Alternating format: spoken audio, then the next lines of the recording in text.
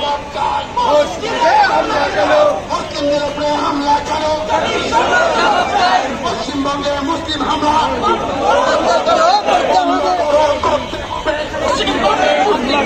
পশ্চিমবঙ্গে মুসলিম হামলা